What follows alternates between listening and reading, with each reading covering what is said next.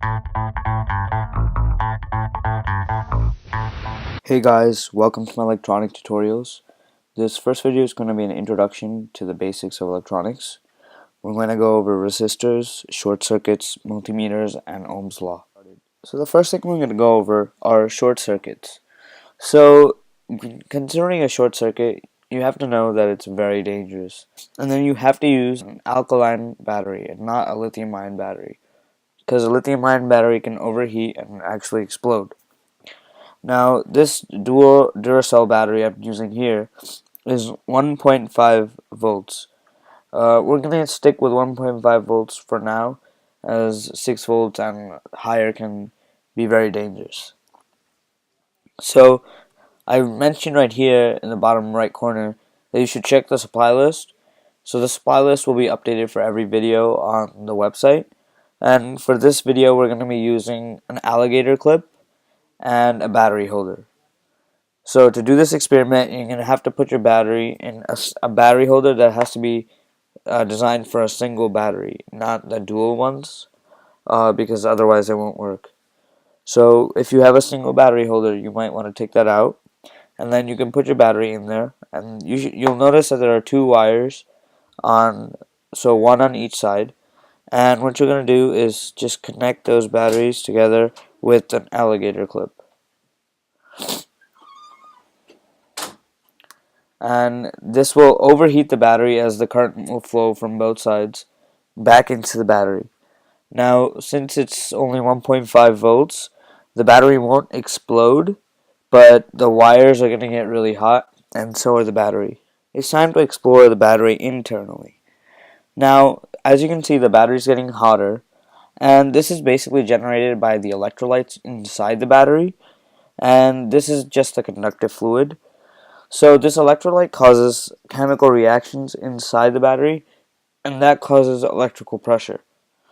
This pressure is known as voltage, and it leads to something called amperage. Amperage is the flow of electrolytes outside the battery. So just to give you a good way to memorize and understand this, we're going to go over a water tank example that I used to help learn. Alright.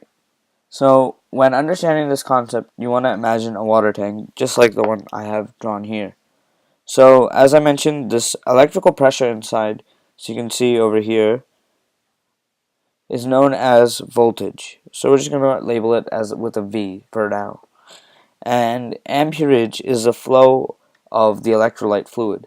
And say we make a hole in a water tank, the flow of water coming outside the water tank is known as amperage.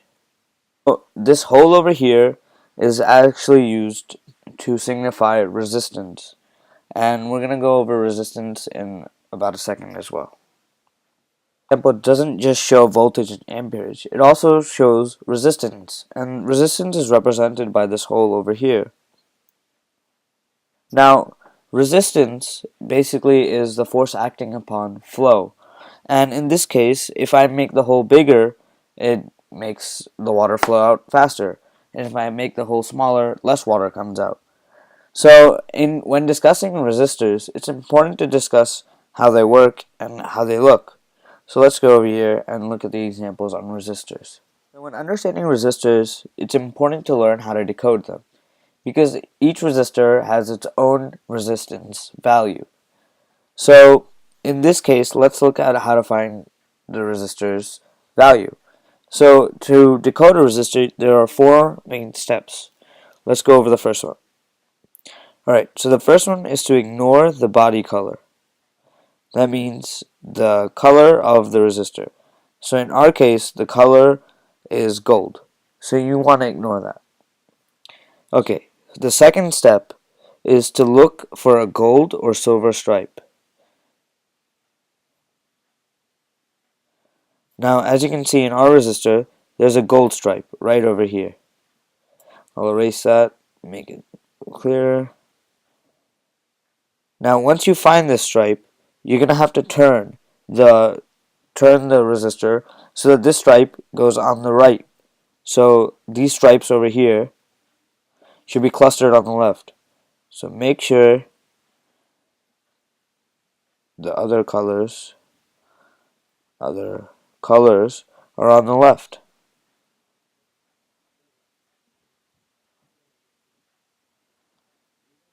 Alright? Now, the fourth and final step is to use the two colors to determine the value. Actually, the third color is also used, but that's more for other things. Alright, so in our case, the red has the value of 2.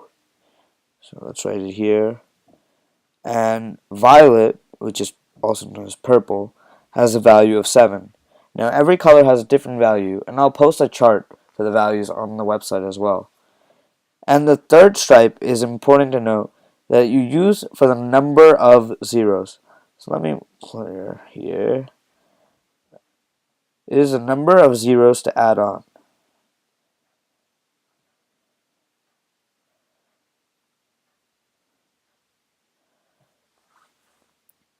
So in our case, the violet stripe, it might look a little different to you, but it is violet, will add on about 7 zeros. So the violet, let's name it number 2, will add on 7 zeros. So in afterwards, you'll notice that the resistor has a value of, I believe, 27 million ohms or 270 million. But, oh yeah, that's another important thing to remember, that resistors are measured in ohms, which we'll discuss in Ohm's law in the next part. In this video, we've learned about voltage, amperage, resistance, and so now what we're going to do is combine all of that into Ohm's law. Now, when discussing Ohm's law, it's important to know the formula. So the formula I'm going to write over here on the right is V equals I R. Now, you'll notice that V we've used before, and it stands for voltage. I'll write it over here. And I stands for current. Now, we haven't discussed like current specifically, but it's just amperage. So it's just another word for amperage. So that could be an A, but they most typically use an I. And the final R in this formula is resistance, which we learned how to decode in the previous part of this video. Now, as you can see on the left, I have a circuit, and we're going to figure out how to use Ohm's law to figure out missing parts in the equation, just like we do in math. On the left to figure out missing parts in the equation. So, we know the battery here is 1.5 volts, and we're given that, and we're also given that this is 270 million ohms. Let me see if I can fit that here. And then what we want to do is find out the current in this situation, or in this series. So what we're going to do is we're going to set up an equation. So V equals IR. Let me erase this. Hopefully you jotted that down. So we have V equals IR, and now we want to set it up so we can find I, which is current. So what we do is we can divide R. So we do voltage divided by R equals current. Now you can manipulate the formula to find individual variables, just like I did over here. So in this case, what we're going to do is divide 1.5 by 270 million ohms. So after you do that, you're going to get your final answer, which I'll bring my calculator for. And it is 1.5 divided by 270 million. Which is a large number. So 5.5. Now, once you've experimented with Ohm's law a couple of times, we're going to go over how to measure current without using Ohm's law by using multimeters. So let's go there right now. Alright, so as you can see on the right, we have a multimeter right here. Now, your multimeter might not look like this, and if you don't have one that looks like this, I'd prefer it if you bought one that looks, but if not, then you might have to look at other tutorials for just a multimeter. So when opening your multimeter, if you bought a brand new one, you'll find that you'll have two wires in there called leads, and they'll be in two different colors. So one will be black and one will be red. Now, it's important to note where to plug these wires in once you set up your multimeter. So the black wire you're going to want to plug into the COM section here, which is also stands for common. And then the red wire you're going to want to plug into VMA, which measures voltage. So the ends of the leads actually terminate in spikes, so you want to be careful with that.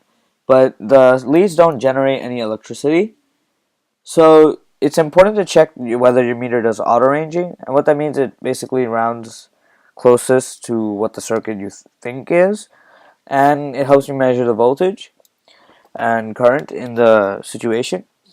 So in this case, we don't have an auto-ranging multimeter, and I prefer it that way. So you'll know if it's auto-ranging by looking at the numbers over here. So if you have numbers on the sides of the dial, you don't have an auto-ranging multimeter.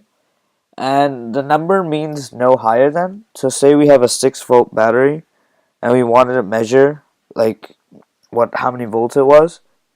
I know we already know what it is, but just to test out the multimeter, then we can test it out by looking at the numbers on the right.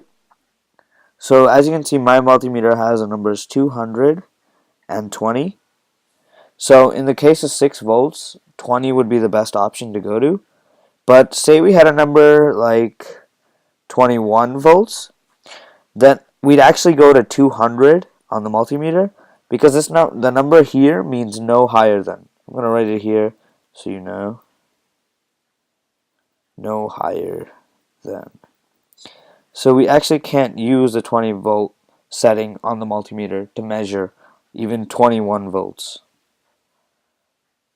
Explore around with the multimeter and test various different things, measure the batteries in your house, and just play around with it, but don't get hurt while you're doing it, obviously. So look over the video again if you miss anything, and if you have any questions, just leave it in the comments below. I'll update the website with the lists and everything before I upload the video, so everything should be there. You can reach me, and my email will be in the contact section.